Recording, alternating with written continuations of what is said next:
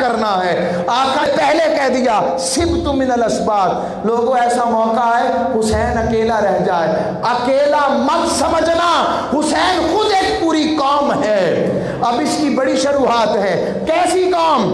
حسین پاک 1,24,000 پیغمبروں کا خود نمائندہ بن کر کربلا میں کھڑا ہے، تو قوم نہ ہوئے تو کیا ہوا؟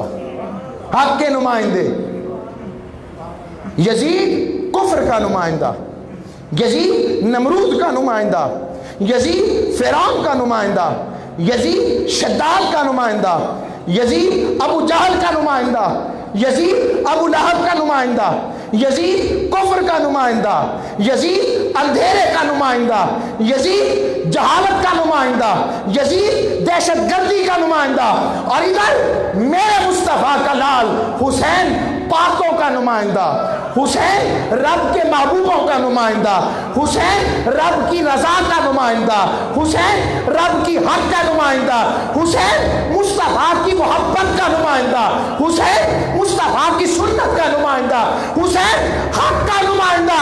بس رب باری تعالیٰ نے اپنی محبت کی انتہا حق کی صورت میں آل پاک کے شہزادے اور خوشبو رسول کی صورت میں دکھائی کہ یہ حق کا نمائندہ ہے، یہ روشنی ہے، یہ نور ہے، یہ خوشبو ہے، یہ مطہر ہے، یہ معمر ہے، یہ مزکا ہے، یہ مجلہ ہے، یہی اعلیٰ ہے، اس کے سامنے آنے والا خود ہی نیچ اور کمینہ ہے۔ بس کیا کہوں اس سے آگے؟